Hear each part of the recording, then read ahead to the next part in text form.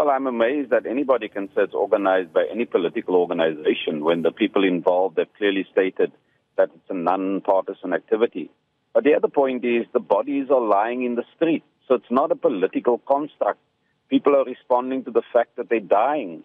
They're dying in part because J.P. Smith and the other policing agents cannot keep people safe. The only time J.P. Smith and the city of Cape Town is effective in dealing with any issues of social concern is when people want to protest. They're not there when the gangs are running mayhem and selling their drugs. So, it's unfortunate that J.P. Smith adds insult to injury by telling people that it's a political conspiracy instead of a response to the desperate circumstances that they live in.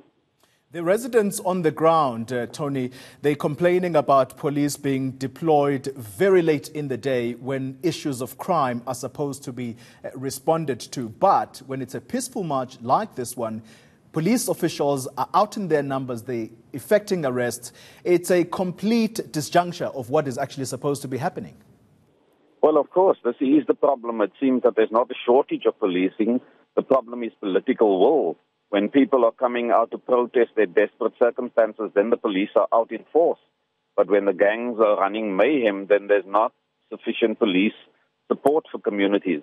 So it's clearly adding to the view that people have that the police are not supporting them and not working with them.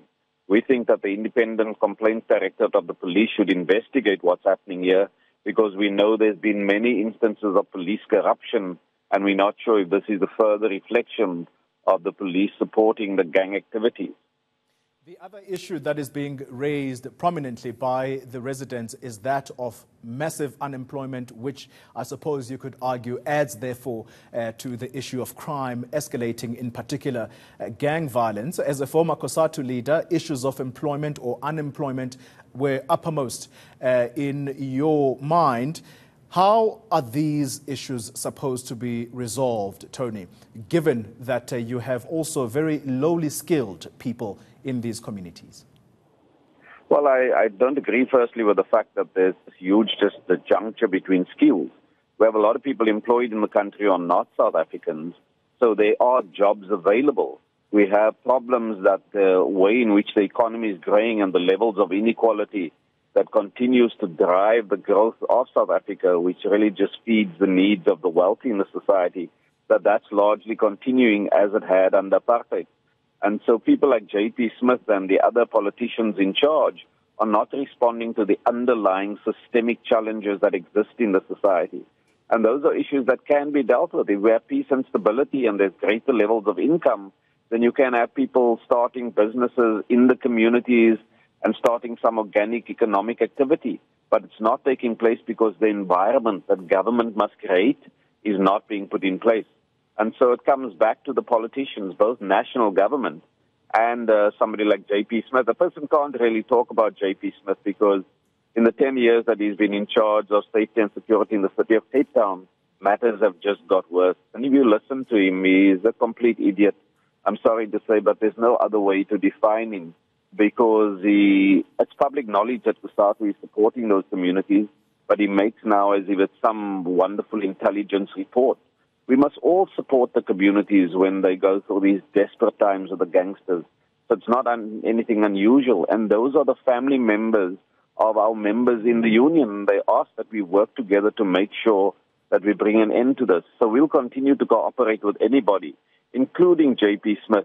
But we do hope that you'll stop making silly comments and rather support the communities in their efforts to bring an end to the horrific circumstances that confront them. Mr. Ehrenreich, just as a last question to you, the one person who we are told is going to become mayor in not too distant a time, Dan Plato, he is the community safety MEC in that province for the moment, completely out. There isn't even a comment from him thus far. Does it give you confidence for a man who's going to soon run the city for him to be completely absent and his voice just nowhere to be heard? Well, Dan Plato is not a man of the community and does not have a regard for the community and their troubles. That's why he doesn't go out to where the challenges are or make any statements on the difficulties of people. He's just a boy of the white cabal in the DA, so he's just a blackface that's going to do their bidding. And their bidding is not to respond to the needs of the poor working class communities of Cape Town. It's to make sure that the elites in Camps Bay and Claremont continue to live the wonderful lives that they do. And so you'll see no change. You'll see no political commitment from Dan Plato to deal with the challenges that people have, unfortunately.